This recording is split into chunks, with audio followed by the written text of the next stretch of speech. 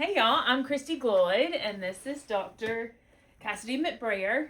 We're here for our project of bridging the gap between parents and teachers and staff and schools. So, this whole mission came, as I said previously, I wanted to be on the school board. I thought about doing that a couple years ago. Went up against a fierce competitor that everybody knew, so that did not happen. And when the option came up again, it's been on my heart to get involved more in the school.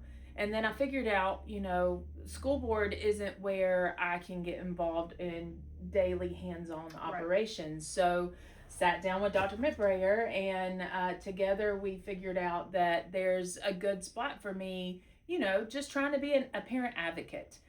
Because I love helping people come together for the greater good of everyone, right? That's what I've been called to do. So here we are. We're going to ask a few questions, talk about some policies, and just be transparent on what you deal with on a daily basis, trying to run 3 campuses. So I'll let you introduce yourself a little bit, and we'll go from there.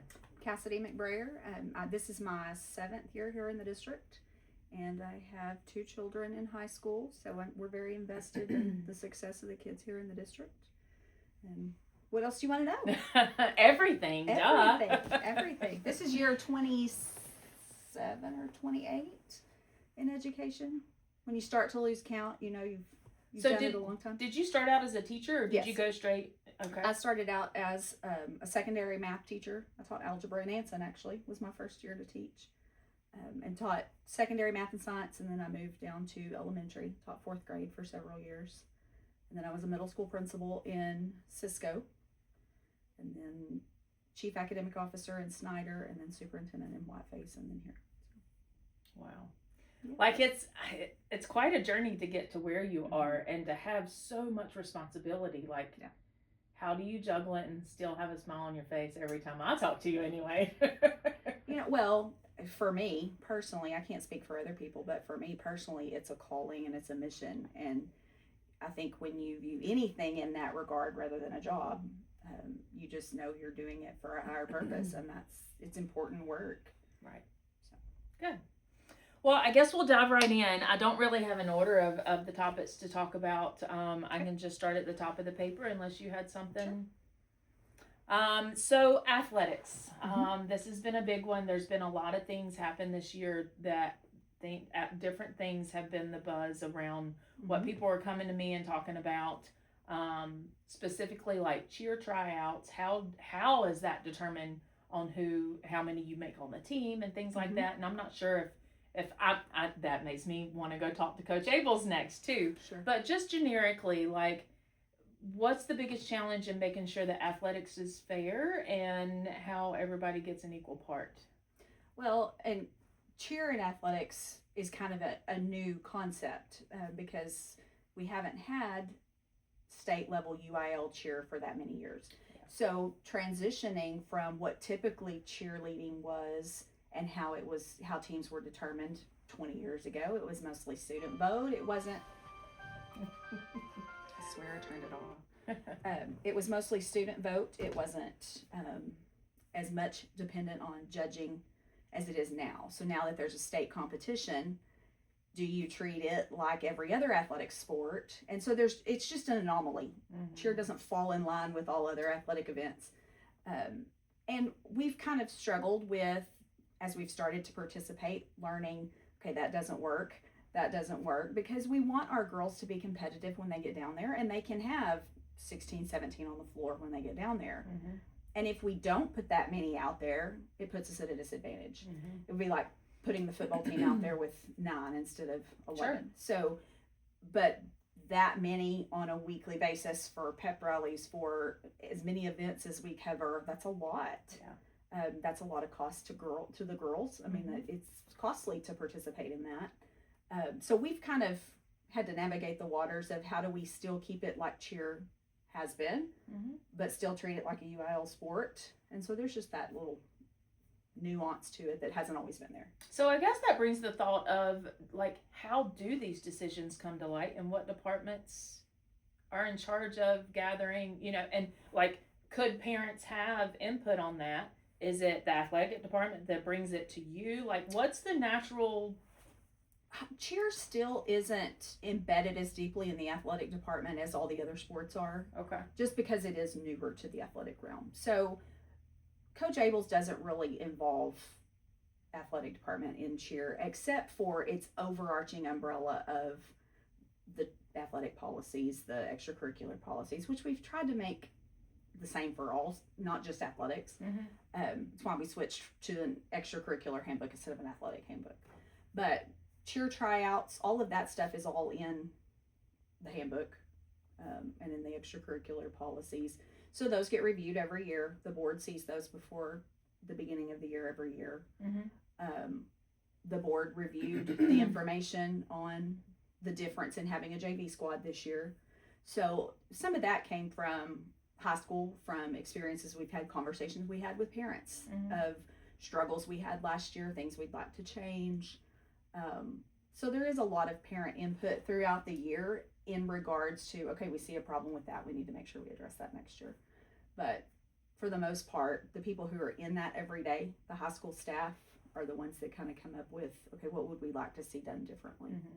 And is that the same across all athletics? Mm-hmm. So it's the staff that's involved that determine how many are on the JV, how many are on the varsity, or if there's going to be? Yes. So like with any sport, basically you're not saying, okay, we're only taking this many for varsity, only taking this many for JV. I think the way it's worded in the handbook is a natural split. So we're not going to have 10 just because there's 10 uniforms. If 2 of those would get to play, if they, it's just a difference in philosophy, I guess, from coach to coach. Are you going to fill the spots, or are you going to, as a parent, I like for my kid to get to play. Sure. So if they can play on JV, I'd rather him enjoy playing than just sitting and not doing anything on varsity. But it's an individual sport, individual coach decision, and every sport's different.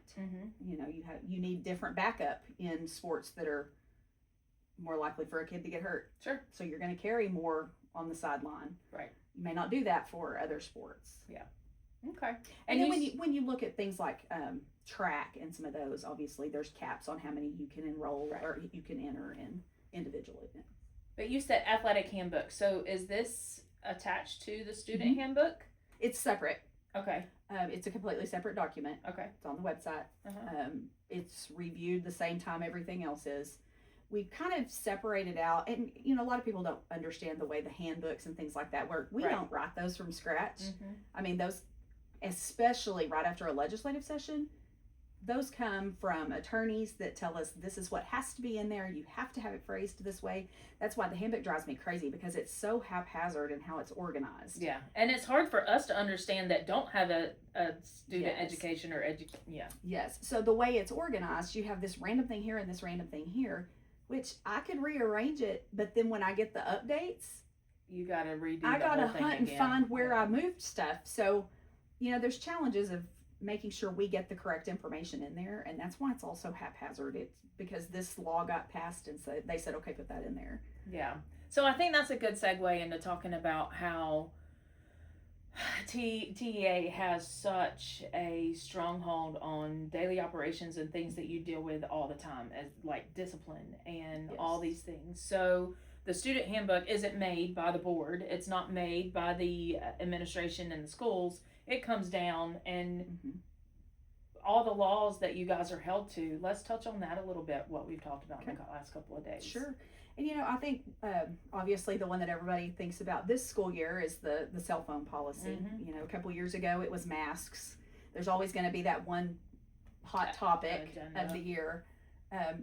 For those parents who've had kids that are older, we all remember the fidget spinners. I don't know how many times we've said, man, we'd love to go back to fidget spinners being the biggest problem we had. And Legacy just brought that up yesterday. I don't know why it's coming back around. It's Nido right now. Yes, it is. Very much so. It's like an underground market for Nido. Yeah. But no, when we get information, especially right after a legislative session, like I said, I am very much a let's get it in, let's get it going. Because we start school 2 months after the legislative session ends up, and that's if they don't drag things out. So much of their stuff is, okay, here, you got to get this done before school starts. So we get rolling, and then it trickles in for the next 2 years of, oh, we didn't like that, let's change that, let's move that, let's do that. So I think the cell phone thing will have a little bit of flexibility moving forward. Not so much the cell phone itself, but it's not just a cell phone. It's any technology, any communication device. It is against the law for us to allow kids to have them out during instruction. Right. And there are some legitimate reasons to need those, especially in your dual credit classes, where you've got kids that are trying to take classes and it doesn't work on a Chromebook. A Chromebook is a consumable, cheap, it's just not functional for some of those. So, but I can't let kids bring their own devices. So you've got $1,000 MacBook at home that your child uses at home. I can't let them bring it to school. And you and I discussed, you don't want leaders that pick and choose what rules to follow, right? Because that's a slippery slope. Yeah. I mean, it would be very easy for me to say, that's not working for us. We're not doing that. And there are superintendents who do that. There are principals who do that. I think that's dangerous.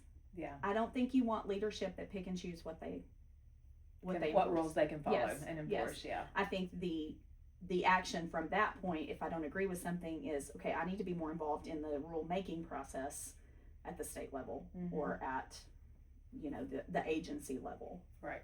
So I don't know if I touched on what you asked me. No, yeah, and it's going to be hard to keep up with because there's so much to talk about that people don't understand, and that's what we want to shine light on, all the day-to-days that you guys have to follow, and that it's not just as simple as my kid got in trouble, what are you going to do? Let's figure it out, and what's going to happen to the other kid, There's so many steps you guys have to take for the littlest micro detail.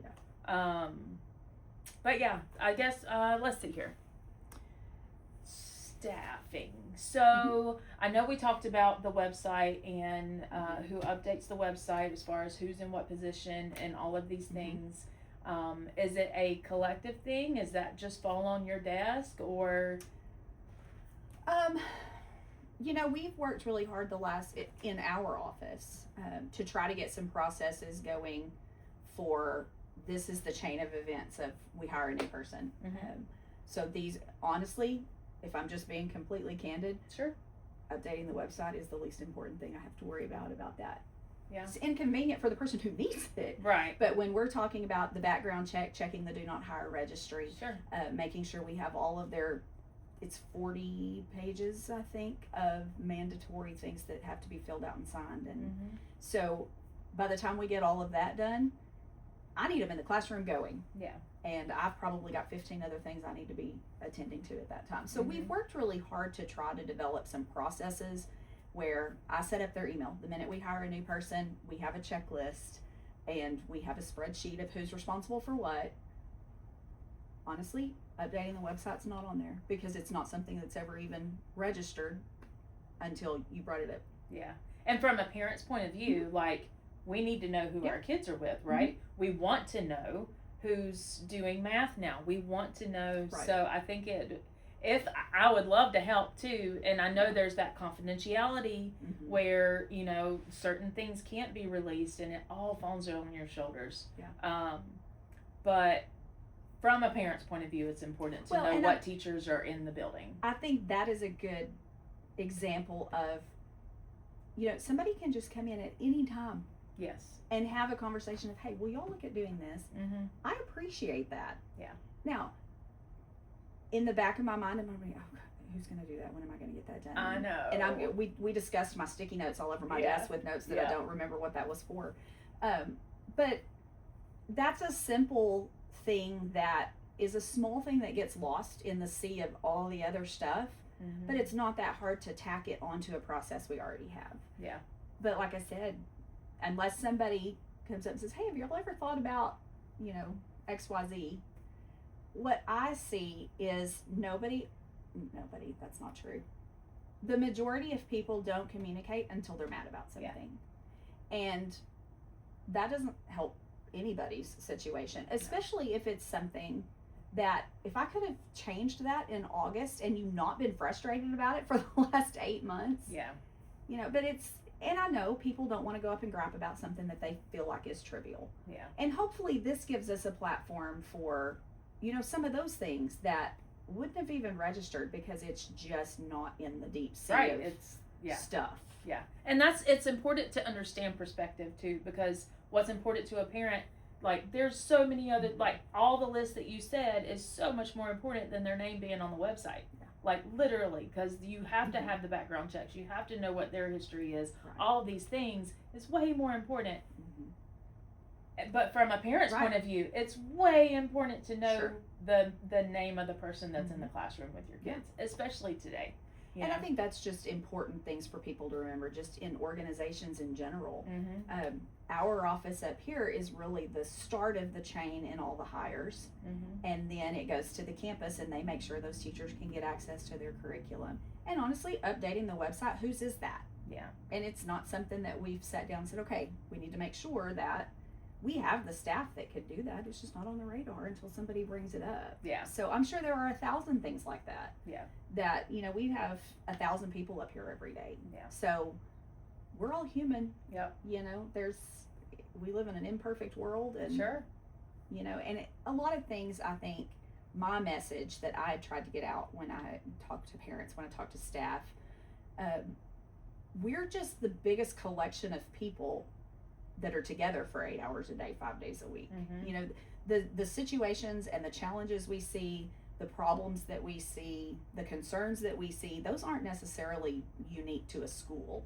Those are societal problems. Right. And we just happen to be the biggest group of people together for the longest period of time. Yeah. But a lot of the concerns with communication, the concerns with other things that parents bring up, how students treat one another, those are bigger world issues than just isolated school issues. Right. So it can't be fixed in an isolated school event either. Right. It's got to be a community. It takes the village. It does. It takes a village. And I think I said the other day, and it's sad because it does take a village. And you used to be able to count on your village to help you raise your kids, but the world is lost and broken. And it's scary, it's so scary with everything you hear about. But the biggest thing that we can do here with you guys is build a relationship so that we can trust. Yeah, like, absolutely. I think being able to send your kids to a school where you know that the superintendent has the best interest of that kid's education, of that kid's safety, of that kid's health, because some kids only eat at school. Like, there's so many factors that go into what you do that I don't think people understand the weight of that. Well, and I think if I could give any advice to any stakeholder, parent, student, staff, board member, community member, I think as a society we have gotten so quick to jump and make assumptions without getting a full story and without knowing all the things that go into a decision. And the best advice I was ever given is to put a kid's face in front of a decision, and that makes it a whole lot easier to handle.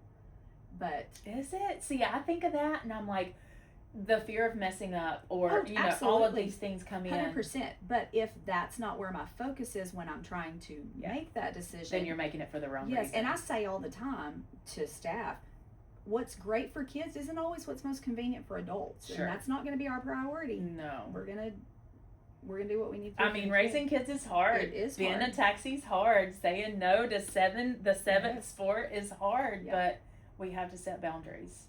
Yeah. And I don't think people realize how emotionally invested the staff up here are with the kids they have. Yeah. They're not just babysitting. They get attached to those kids. They become invested emotionally in those kids. I do with the staff. Yeah. So when you're coming at a teacher or a staff member because of a decision they've made, I encourage you to step back and look at, your kid is not just a number to them. They're emotionally invested in your kid. So they are not intentionally, they're human. We make mistakes. But nobody's intentionally coming to work today thinking, what can I stir up now? Yeah. Now, are there bad actors in every organization? Yes. In every profession. But none of us want to be judged by what somebody else has done, or Yes. the story you've heard, or yes. None of us want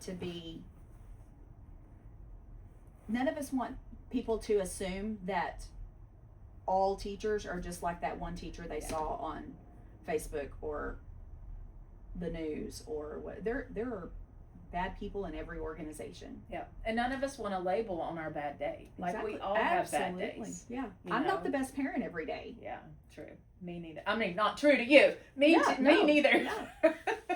I mean, there are days when I have had enough, and we're all like that. Well, and we're it's all time like that in to our get, job. Right, and you can only butter so much. Like, honey, this is da da da da da, and you can only repeat yourself so much, and then it's time to lay down the law, and so many people want to jump and hide in a corner. Why are you yelling at me? Because I've said it nice 4 times. Right. Seriously. Yes. So while we're on this discipline, let's talk about discipline of staff and what you can and can't say and lead. So if a parent has a problem with a teacher and they come to you, what's the process look like? Because I know there's such a process that it looks like nothing is done. So let's talk about that. Well, and I think one of the reasons, just like when we're disciplining students and you come up and want to talk about, we can't disclose to you what discipline we give to the other student. Mm-hmm.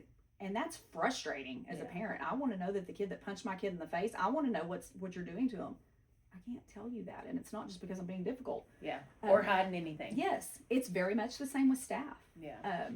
There are legal protections that staff have because of contracts, because of confidentiality, that keep us from being able to always completely tell a full story to a parent. And I know it's frustrating when you really want to know what happened and I can't tell you that. Mm-hmm. So just in the platform here, so that people kind of know what happens.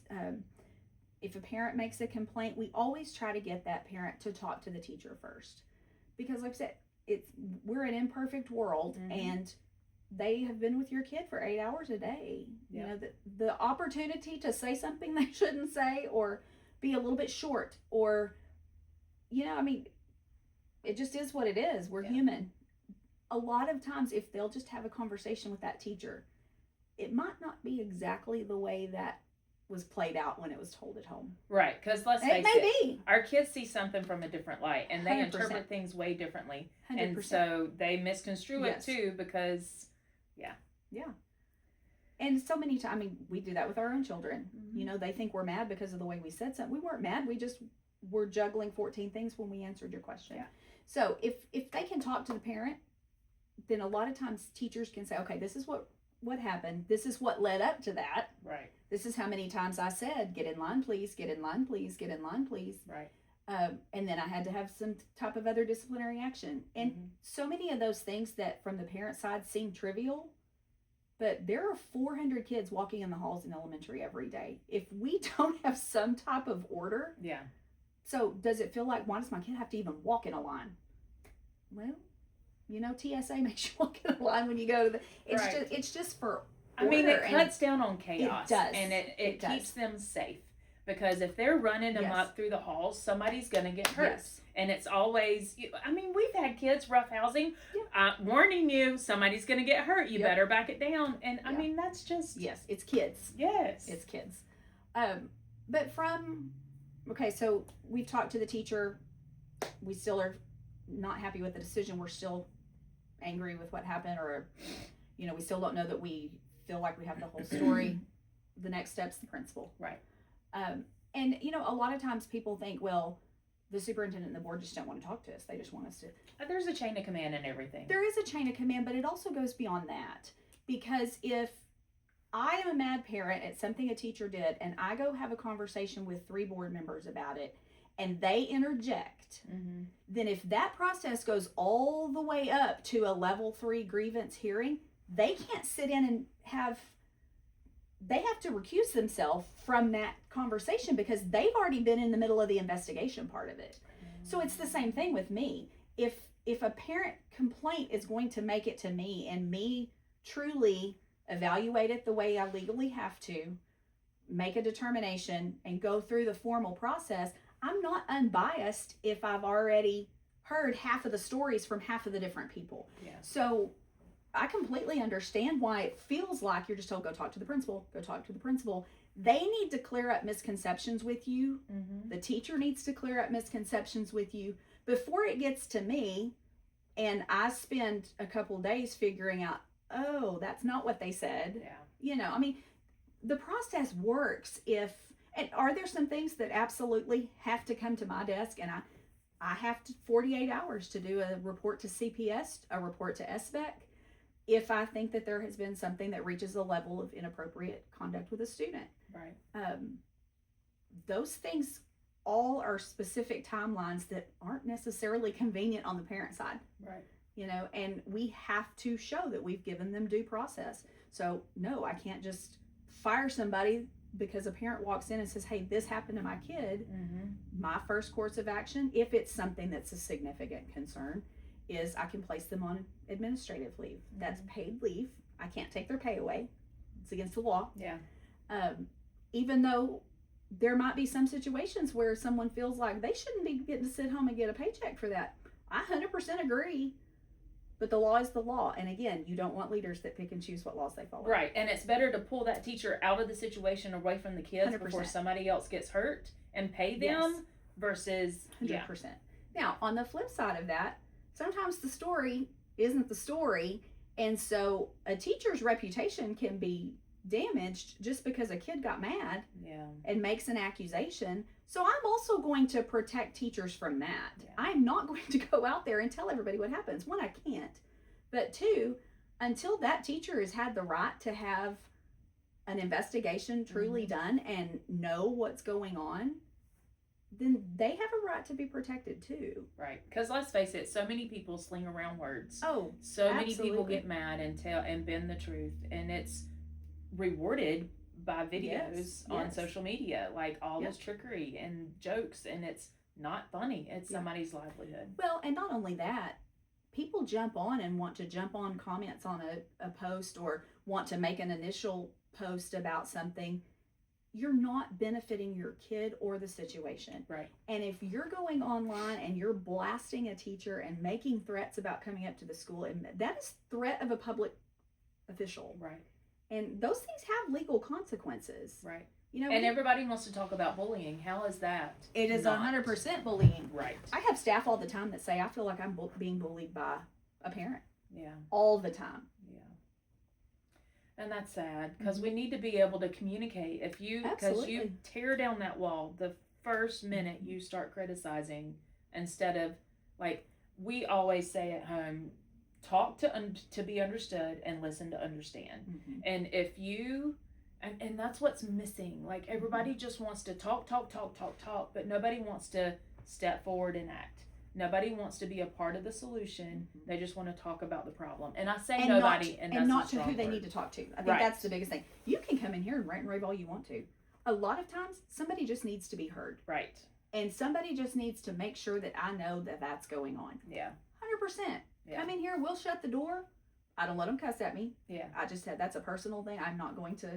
Sure. You don't have to take that. I don't have to take that. But you can come in and you can tell me anything you want to tell me. But come tell me, because blasting it on I've quit reading Facebook. If I'm completely honest, I used to respond all the time. For my own personal mental health, I don't ever get on there. Yeah. So if somebody messages me on Facebook, I may not see it for 3 weeks. Yeah, it's not the way. It's not healthy. It's not. But that's not the appropriate communication either. No. And it's not. And parents need to understand that there should be business hours too. So as we're talking about the right chain of communication, like, yes, Remind is on your phone 24/7. Should I expect a reply from my teacher after 5 o'clock? No. After 4 o'clock's even pushing it, because 3:40, 4 o'clock, school's locked up normally. That should be it. The next business day, they come in at 7. There's 30 minutes before then. They have their break, their conference hour or whatever, and that's all that should be expected of a reply. And I know these teachers do way more than that. They are on their phones, grading, doing all kinds of stuff, 12 hours a day, and for little pay. So I think a lot of people should understand that and take that in consideration when you're dealing with these problems too. Especially when you're looking at what the situation is. What is the communication for? What is the, if something has happened where a child's safety is a concern, Of course. 100%. I don't care if you call me at midnight. Yeah. But if you're calling me at midnight to ask me what time the school party is for Valentine's Day, that is a line that has just become so blurry. Yeah. And honestly, I think COVID was a lot of that, because I do feel like the district stepped up hard during COVID and tried to make sure that we were at people's disposal if they needed help. Yeah. But then when we try to back off of that and set some boundaries, that's Yeah. irritating. But no other business. You don't get mad at your banker because they don't answer you at 8 o'clock about your mortgage. Yeah. You don't get mad at the doctor. Well, you may get mad, but it'll do you good. Yeah. You don't get mad at the doctor's office because they didn't call you back at 8 o'clock. You know their office is closed at noon on Fridays, and you're Right. not going to hear from them till Monday. Yeah. But for some reason, education is just considered, and I know why. It's because we're taking care of the most precious thing you have. Yeah.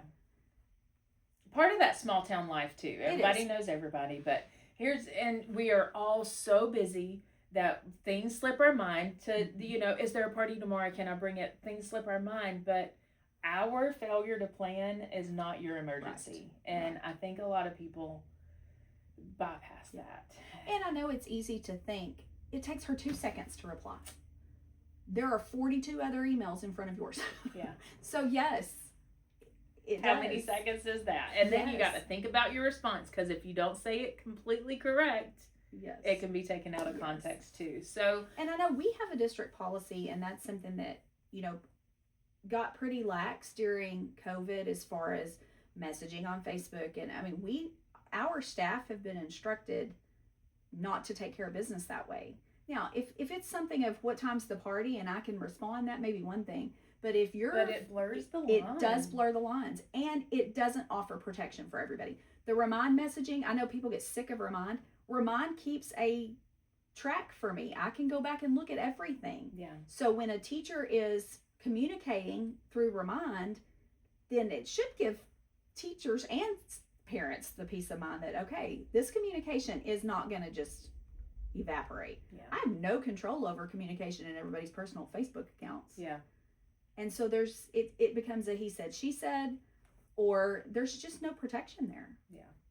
I think a lot of the lines got blurred with social media, and it's something that needs to be, like you said, followed again. And it brings up another situation where, coaches, teachers shouldn't be talking to kids on personal devices or anything either. They should be doing everything through remind. Right. And I think I was talking to Miss Gomez about this, and the line of respect and setting these boundaries. It's not to be rigid. It's not to run a tight ship. It's to protect everybody and set up proper expectations so we all know what to expect. And I think it's not out of arrogance either. And I think they only allow us to do da-da-da. That's not the point. You want us to prepare your kids for the world. Right. They can't speak to their boss that way, or they won't have a job. Right. They can't bow up to a police officer that way, or they're going to end up in the news. Right. So when we're trying to set boundaries and teach kids structure and teach kids respect, I've had this conversation with my kid, my personal child. Mm-hmm. Well, I don't respect that teacher. I don't care if you like them, but because of that position, you have to work with them. You will respect them. Yeah. And we've completely lost that in society. Yeah. And again, that's not a school issue. That's a society issue that just manifests. I've had that conversation too. Like, I don't care if you don't like them or not, but they are standing in the way of your goal. And if you want to reach your goal of passing this class, you have to figure out a way to work with them. And that is definitely a problem. It's a life skill. It is. It's a problem where people want to run away from anything that stands in that's hard or a conflict, and that's not how. Or it's okay for your kid to have to do something they don't want to do. Yeah. I mean, we have that situation with adults. It's okay for your boss to tell you to do something, and it's not really what you want to do. Yeah, as long as it doesn't break your morals or your beliefs. No. And I don't think taking a test, everything doesn't have to make you happy. Yeah. We're setting kids up for failure if we just make life easy for them. True. So true. Oh, and that's us. We could segue and segue and segue. Let's try to stay on track. Yeah. So teacher quality and credentials. Let's talk about that, because I've had people come to me and talk about, well, that teacher's not qualified. How are they in the class? What's the expectation of what you look for, and what boundaries are there for hiring teachers? A lot of this shifted when the whole concept of alternative certifications came about. When I went through and got my teaching degree, the only way you could do that was go to a four-year university. Nothing was online. You had to go sit through classes. I did observation hours. I did student teaching. So I had spent a good bit of time in the classroom before I was ever put in a classroom as responsible for my own class. About 8 years ago, that flipped to where more than 50% of our teachers were coming through alternative certification programs. And an alternative certification program, that person has a bachelor's degree in math, let's say. So they can get in an alternative program, they can test and make sure they have the math knowledge, but they're not fully a certified teacher until they've done a year-long, at least, internship under that alternative program.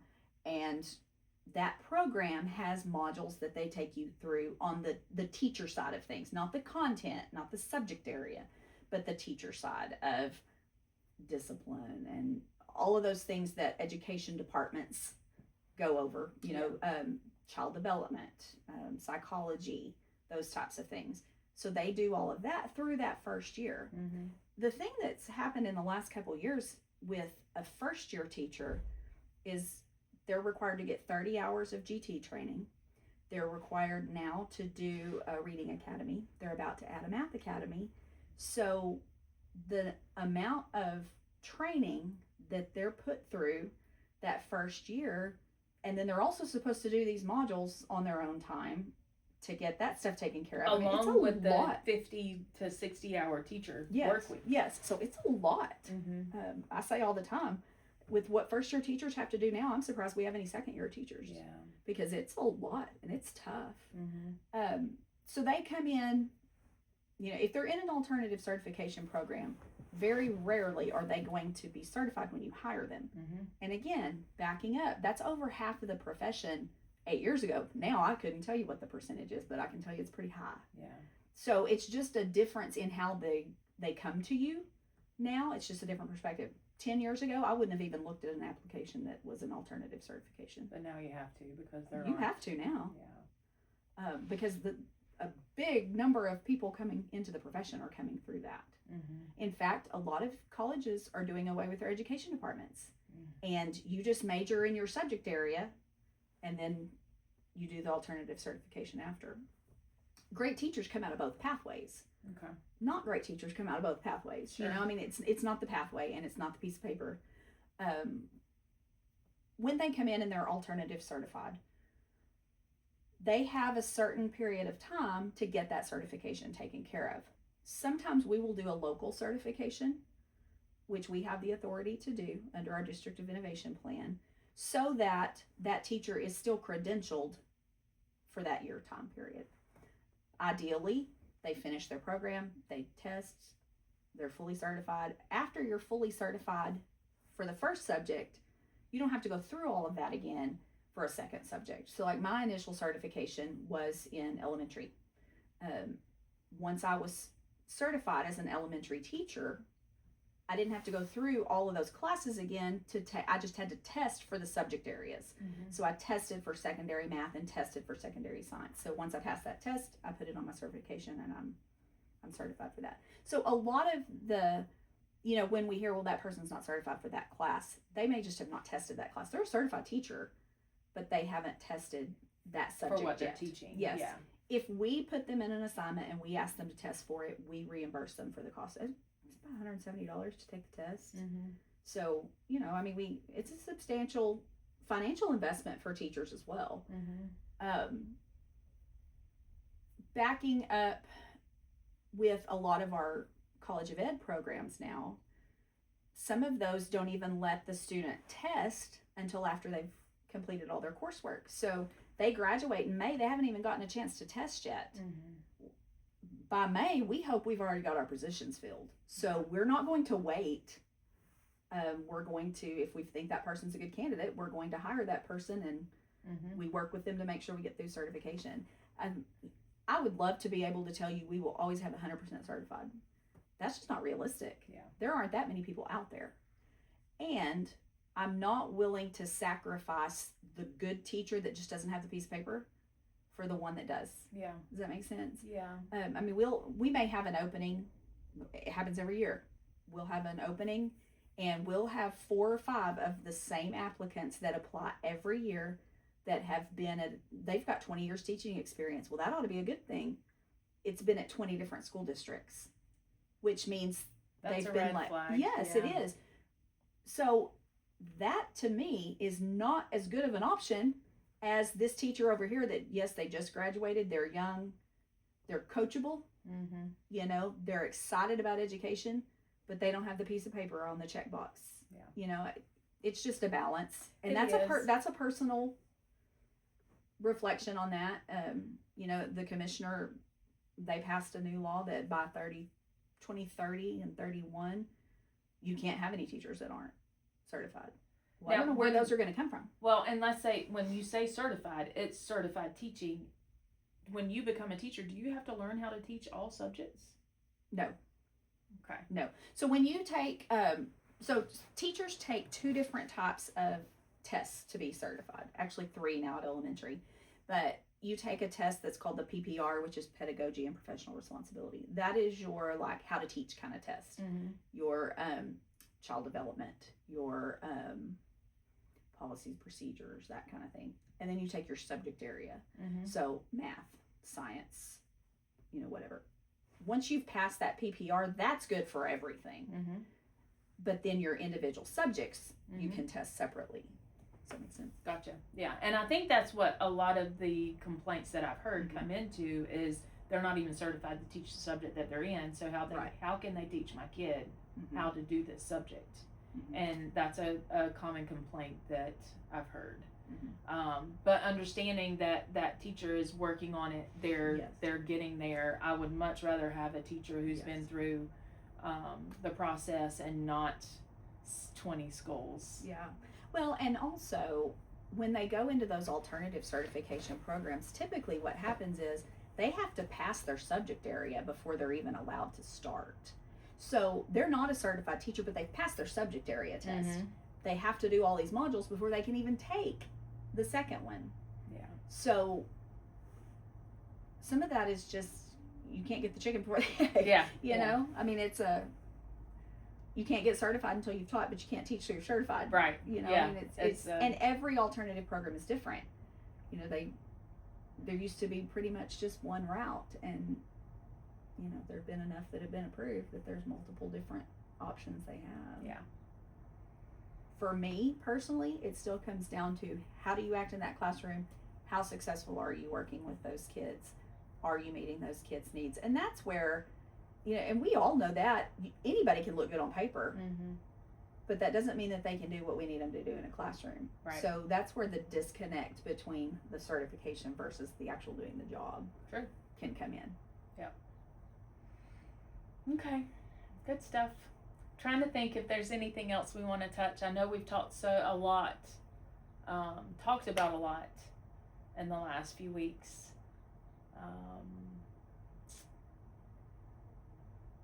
Let me ask you a couple of things that I've talked to Ms. Gomez about. Okay.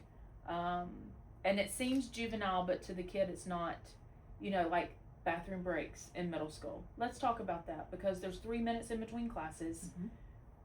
Obviously, you have some kids that want to go do mischievous things when they go to the bathroom.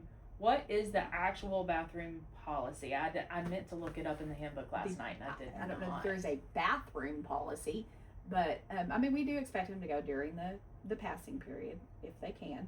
Yeah. Of course, as a mama, I'm probably going to lean more on the side of don't ever tell a young lady she can't go to the bathroom. Yeah. That's just the mama in me. Yeah. And if the kid is repeatedly just trying to get out of class, which is typically what it boils down to. Well, it's not only that though, but if you have a problem, if you have a child that does frequently go to the restroom. Yes. The problem child that does not need to frequently go to the restroom will take advantage of 100%. well, you let her go. 100%. So Yeah, and I think that's where it has, and I've had those conversations with parents. We have kids that have medical situations that, you know, they need to be allowed to go. Mm-hmm. Just have a conversation. Right. You know, it's not about, they want my kid to sit there and wet their pants. That is not the case at all. No. But especially in middle school, those teachers see 80 kids a day. Yeah. And again, we think, well, it's just 2 minutes. It's just this one kid. It's not just that one kid. It's a chain reaction. Yeah. And we have paper towel dispensers that are pulled off the wall. You would be surprised at the things you have to clean up with high school kids. I mean, things that you would not put up with in your home. Yeah. Yeah. You would be handing your kid a bottle of Clorox and telling them, get that cleaned up. You're not going to do that here. Yeah. And it's not like we have hall monitors. There's not staff to walk to the restroom with them. And how many of us, when we were growing up, especially in younger grade levels, Yeah. you know, the teacher would come in and yell at us if people were playing around in the bathroom. A teacher can't go in a kid's bathroom now. Yeah. I mean, it's just a different world. Yeah. You can't have the bathroom monitor that sits and watches and makes sure that the kids don't act wrong, because then that person is watching kids go to the bathroom. Right. You know, I mean, it's just, it's a vicious cycle. It's a no-win situation. It is. But the problem is I've heard it like 7 or 8 different. Mm-hmm. My kid won't go to the bathroom. Well, not that, but my kid wet their pants because they couldn't go, and it's like on the playground, or you know, and it's a process to get back into the school. You got to make sure the kids monitored the whole time. So you know, trying to find a solution to that. But not only that, but some children won't talk to their teacher to tell them that they need to use the restroom. Especially about that. Mm-hmm. Yes. It's a hard one. Trying to figure out to make sure without having, you know, could we extend a mid-morning and early afternoon, especially after lunch and everything, you know, like have 5 minutes between those classes for bathroom breaks, but then you'd have to staff somebody to monitor it because... Well, and then it turns into, but my kid doesn't need to go at that time. Yeah, well, it does. I mean, it's a no-win situation. It is. I would say if tough. it's just that your kid doesn't want to go and they want to go. How many of us have pulled into a gas station and said, I'm not pulling back over to go. You go now, or you just sit there and be miserable until we get to the next stop. Yeah. We all do that as parents. Yeah. At some point, we have to do that with a classroom of 20 kids, or we'll never get anything done. True. Now, are there situations where a kid truly, medically, health-wise, yes, there's always a situation like that. No. But we can't make the rule for the whole. True. Because of one or two isolated. And if you do that, if you have an extended period, then there's 70 kids trying to go to the bathroom at one time too, so that wouldn't work either. But I can also tell you that 70 kids that needed to go to the bathroom, 10 of them will go, and 60 of them will hope they can get out of the next class to go. Yeah. Kids are turds, man. All kids are turds. Everybody's is. And if you think your kid won't lie to you, you're absolutely you're so in the dark. Yourself. You are in the dark. Yes. In the dark. Okay, let's see. Staff morale and teacher cliques, and how do we handle that? So I've heard, you know, people talk to me. I don't know why. I guess I'm a good listener. But several people have brought up there's cliques that run other teachers off or teach kids not the greatest things. Like, how do you handle that as a superintendent? I get really irritated. Honestly, we try to focus people back on what is your responsibility. And I sent an email out last week of this is acceptable, this is not acceptable, and I shouldn't have to explain that to adults. Yeah. But more and more we're having to explain things to adults across the board. Yeah.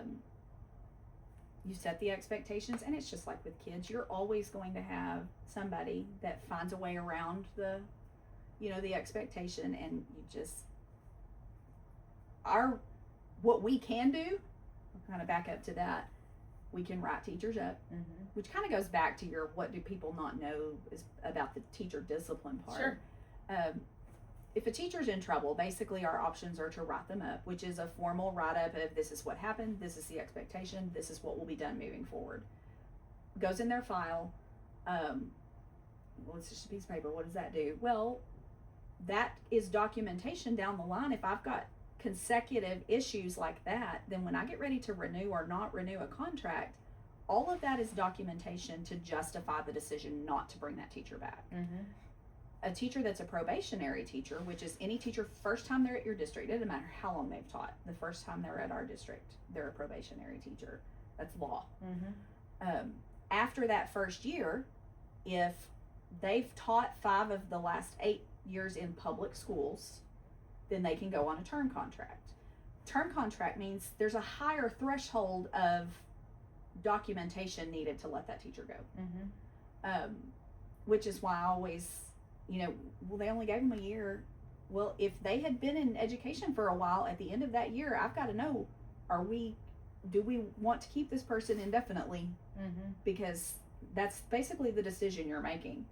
So teacher write-ups, things like that, all go into those decisions at the end. They also have a teacher evaluation that can be, that's reflective of some of those things. In their evaluation are components that aren't just necessarily instructional. They're professionalism, ethics, those types of things. So they'll be dinged on their teacher evaluation. That is documentation that goes into contract renewal. But it's not like any other profession. Yeah. You cannot you can't dock somebody's pay. Yeah. Most industries, if somebody comes in and they get in trouble, they dock their pay or they suspend them, or you can't do that in education. Right. Right, wrong, or indifferent. No, don't shoot the messenger. You can't do that. Yeah. But a lot of that is a heart problem, Mm-hmm. not an instructional problem. And so I think we work pretty hard. I know teacher morale is always something that it's a buzzword. I think we work pretty hard to take good care of our teachers. Mm-hmm. I think we work pretty hard to support them. And I told them last week, sometimes supporting you is protecting you from yourself. Yeah. So if it seems like we caved to a parent just throwing a fit and did XYZ, and you don't agree with that, and your feeling is that you weren't supported, sometimes supporting you is protecting you from yourself. Mm-hmm. But it's just not as cut and dry as it is in so many other industries. Right, and that's hard. Because you said, if you almost said, well, you kind of said that after that first probationary period, and if they're on term, it's harder it's harder to release them or let them go. But you have to hold them to a standard. Mm-hmm. It's not impossible. Right. But it has to be. Yeah. I also think it's the difference too of the climate you're in of being able to fill that position if that person leaves. We have gone through a really tough spot in the last, 4 or 5 years, where it was hard to get teachers. It was hard to find teachers for open positions we had. That factors into you hiring uncertified. That factors into, you might really have kind of wanted to let that teacher go, but you didn't because you didn't think you could fill the position, especially for specific types of positions that are just not typically a lot of applicants for. Yeah. I don't think we're in that position anymore. I think the last 2 years specifically, we've had some really good applicants, and we've been really happy with our new hires the last several years. That's good. We have choices, and we haven't always had that. So that's a good position to be in. I also think our teacher incentive allotment has made a huge difference because of the way we handle that. We have a lot of teachers that it's more beneficial for them to be in Hawley than it is Abilene ISD, for example, because Hawley's rural, so the incentive allotment is higher. Just some of that kind of stuff that now we're pulling in teachers. When we've got 2 that we are recommending this week for next year that are already designated as master teacher, exemplary teacher, and that's a big deal. If you can pull in those that you already know, their data proves that they've already been successful in another district. And what is this allotment you're talking about? Is it like a bonus you can give them for certain things? It is. So teacher incentive allotment is probably in its 5th, 6th year statewide, and it's just an allotment through the state where you can the district has to apply, and we did several years ago, where it takes their teacher evaluation and it combines it with their student growth scores. So not necessarily percentage that pass STAR, but we use MAP as our primary driving force because it's normalized. You know? Okay, this is going to bring up a whole new Yes, topic. it will. Okay. It will. So we take those teachers' growth scores. So X% of their kids showed growth, at least a year's worth of growth, Mhm. you know, that type of thing. And it averages out mathematically with their teacher evaluation. And then we submit all of that information to Texas Tech. Tech standardizes it and does validity checks on the data. So your teachers that are receiving high evaluations, are they having high growth scores? Because if there's an anomaly there Mhm. where you've got high evaluations but their kids aren't growing, then Yeah, you're likable, Yes. but you're not teaching. yes. Yeah. So if that's the case, then there's something that's off and they will reject the data. So when we go in and I mean, it's subjective, right? You know, Mhm. I'm, as a principal, I go in, I do an evaluation, you get a score. Well, they just don't like me, or they like this teacher and they don't like this teacher. Well, we send all of our data in. So if that were the case, then the data would be skewed and Yeah. it would get rejected. So there is some accountability there That's as good. far as the data we submit. Mhm. So off of that data, based on certain cut points, you can earn teacher designations. So like we do a big pep rally, and I notify the families the teacher doesn't know. We call the teacher out, their family comes down, you know, we do a big whole thing. The band Mhm. plays, it's a big deal. Mhm. But we have 30 now designated teachers. I want to say we had 18 that received designations in February when we did our last Wow. little deal. So if you're a master teacher, so you're at that highest peak, you're like top 5% of teachers in the state, Mhm. your growth scores, your evaluations are that high, it's a $22,000 check in the summer. I Wow. mean, that's a pretty good incentive. Where we're in a rural place, we're Mhm. smaller, our check for those teachers is higher. Like in Mhm. Abilene ISD, it's a huge district. There's maybe, and I'm just shooting a number, there's maybe like 14,000. So Yeah. if you're sitting there as a teacher and you know, teachers are starting to look at that now. Mhm. What does this district do with their TIA? The district doesn't have to give all that money to the teacher. We do. I feel like if you earned it, it's your money. Right. But we don't have to. Yeah. We can keep a percentage of it and divvy it out to other people, or Mhm. it just depends on how you write your plan. Sure. So that's a recruiting and a retention Mhm. tool for us as well. And that segues into, like I said, it's going to bring up a whole new topic. And it's good to know that that bonus, that allotment, is not dependent on STAR scores. No. Because STAR testing is Now, a it big can be, thorn. But we as a district did not do that. Right, which is great. So that should alleviate some of that pressure and some of those accusations that our teachers are only after that Yeah. allotment. And so they hyper focus on STAR. Yeah. But the STAR testing does determine a lot of things for the district. Mhm. So what exactly, I don't think a lot of people understand what exactly weighs on our district for that STAR testing score. Well, and I guess probably the biggest thing that is because it's more public, our elementary is an F-rated campus. Mm-hmm. And so what does that mean? Right. What does that look like? So they take the percentage of kids that pass, and it's a long, convoluted mathematical gymnastics that is Sure. done to, it's not about just did that kid pass. It's did they pass? Did they show growth from their previous testing experience? Were they in the district at snapshot day, which is October? So if a kid's here in October and test day, they're factored in. But also every special program that kid's in. So if you're regular kid, you're not in any special programs, you're counting once. If you are in SPED and you're in ESL and you're in, other special programs, you're counting in our average for all kids. You're counting in our average for SPED kids. Yeah. You're counting in our average. I mean, it just snowballs. Mm-hmm. So, like I said, convoluted, complicated formula. Our high school was 2 points from an A. Wow.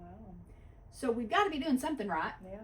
And it's not just an anomaly Yeah. that, those kids that are with us for that extended period of time and aren't just in and out is substantial. Mm-hmm. One of the things that we really are struggling with, and I think because we do a good job serving them, parents that have students that are in special ed, I think they choose Hawley because I do think we have a good reputation for how we take care of kids, Mm-hmm. especially at the elementary with our dyslexia program. We have 3 full-time dyslexia specialists. Wow. That's not common Yeah. for a school our size. But our middle school now, is 33% special education. Well, the state average is like 11. Wow. So when you start looking at the percentage of special ed kids that are going to struggle on the STAR test, we're already looking at a numbers game with that. And I have always taken the stance of we deal in kids, not numbers. And so are there mathematical games we could play with that? Maybe. I don't know. We're not even going to entertain those. Yeah. Because that's not what's important. But it is a substantial consideration when we look at resources, when we look at staffing, when we look at 33% in special education is a high number. One grade level has 42%. Wow. It's our kids that were kindergarten COVID babies. Yeah. Those K-1-2 COVID babies.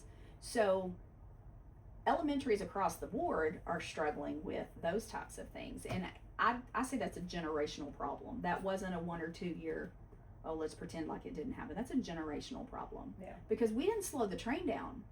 The train kept going. We threw everybody back on the train and expected them to make up the difference. Yeah. And that's just not realistic. Yeah. So Yeah. we're going to be dealing with that until that whole group of kids graduate. But STAR is important. In the McBrayer household, we don't talk about STAR a lot. We do the best we can, and it does not define you. Doesn't define a teacher either. Yeah. But if they're teaching the content, if they're focusing on the growth of students in their content, STAR takes care of itself. Yeah. Some kids aren't good test takers. Yeah. And for anybody that thinks STAR is just really important, I really encourage you to go look at a release test. Go look at the questions. Look at the questions and think about 5th grade math, what they learn in 5th grade math, and then look at how the questions are asked.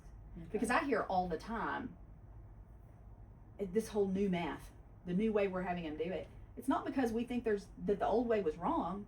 It's because the question isn't going to ask the answer. Yeah. It's going to ask the process. Yeah. So we have to teach them the new processes, or they're set up for failure even if they can get the answer themselves. Those kind of things are a frustration for teachers in general. Yeah. And there's so much of that test, in my opinion, that is not developmentally appropriate. Kids don't all get to the same level of critical thinking at the same age. Right. They just don't. Yeah. Yeah, so many variables go into that too, and what they're subject to every day. And I mean, our brains are a muscle. What we practice is what we strive on. And if you look at the data on STAR assessment, and even the TAKS, the T, every little acronym that came before STAR, typically students from low income households do not do as well. Yeah, they just don't. So you're setting expectations based on data you already know is flawed. And I think that's a point of frustration for teachers. And that's where, by focusing on math, focusing on different things, we're not summing up your entire career into a percentage at the end of the school year. Yeah. When, let's be honest, in end of April and May, if you can get them to write their name on the paper. Yes. Yeah. Adults and kids alike. Yeah, I said yesterday, it's the busiest time of year, but we always make time for what's important. So I appreciate you being here, talking to me. Absolutely. And to the parents out there. So I think I want to kind of wrap it up, but I want to talk about real quick, what can parents do? Like, what if you could just sit every parent down and say, look, this is what would help your child achieve these goals in our atmosphere, what would that be? I think my best advice is focus on the relationship you have with the people who have your kid every day. Because if I have a relationship with you and something has happened with my child, I have faith that you're going to take care of my child. I don't feel like you have ill intent toward my child. But if I don't know you at all, and I haven't taken any time to get to know you, then I'm obviously going to believe whatever my kid said. Yep. And the only information you have to go on is that. What your kid's bringing home. Yep. So the most important thing you can do as a parent is have a good relationship with those people working with. Doesn't mean that you always agree with each other. Doesn't mean that that person's your favorite person. But we can work with people we don't like. Yeah. And I don't think that we're putting enough effort into that. Or across teaching the board. that. Yeah, across the board. So have a relationship. Don't wait until you're mad about something to reach out. Reach out and just ask, hey, how is my kid doing? Are they taking care of their business? Don't always assume that your kid is on point. Yeah. And I think that's important. Like, I'm the type of person, the type of parent that will reach out to the teacher, schedule a conference to make sure all is well, even when the grades aren't saying that things aren't good. Like, that's great advice. Great advice. And also understand, I guess, just don't make assumptions. Because if I am the teacher who I've had 14 parents mad at me today, and you're reaching out saying, hey, I want to visit about, I'm thinking, oh my God, what's this now? One now? What now? Yeah. So we have to work on not making assumptions as educators too, but don't always assume that the response you get or nothing communicated electronically is perfect. And it leaves room for interpretation. It does. Everything. It does. And what you see is what you will find. What you look for is what you'll see. Yes. So, yeah. And so that, real quick though, because we used to have mandatory conferences. I know they do in elementary school, but middle school that doesn't happen.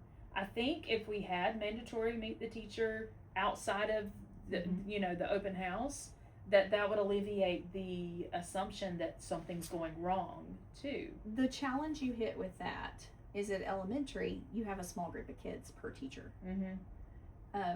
When you hit 6th grade ELA and you've got 76 graders, then that individual teacher, it would be 70 conferences. It's just not feasible. Yeah.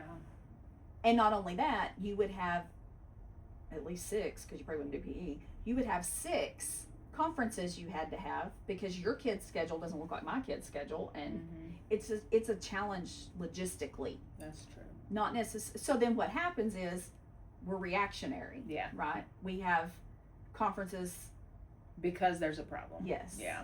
Yes.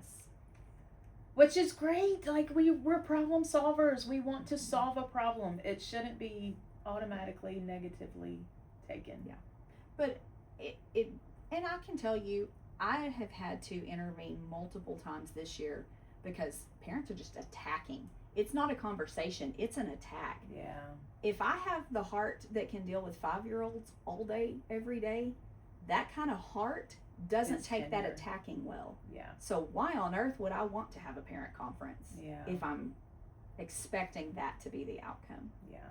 You know, when we are as administrators having to sit in on a lot of those conferences just to make sure our teachers are safe, that's a problem. Yeah. That's true. They don't get paid enough for that. No, nobody does. And nobody should be treated that way. Communication is a problem because, number one, it doesn't happen often enough. Number two, it's handled inappropriately. It's handled through emotions, high emotions, and we should never, ever confront something when it's that raw. And I've had to learn that as a professional. Yeah. Because I'm very much let's jump in there, let's get it done, let's move on, we got other things to do. And I've had to learn to sit back and let everybody take a deep breath before we even try to have a conversation.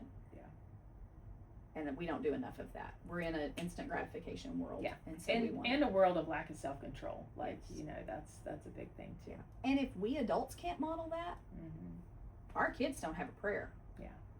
Because they learn everything by watching what we do. They do. That was the best parental advice I ever got, was your kids will always do what you do, not what you say. Yeah. All right. Well, that sums it up for today. I really thank you. Thank you for your time. Thank you for the heart you put into our kids in this district. I know it's a lot, and I'm grateful for you. Well, thank you. Yeah. All right. Tune in next time.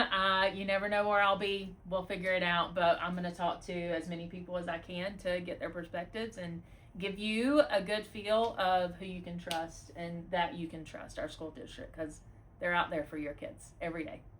All right. Thank you.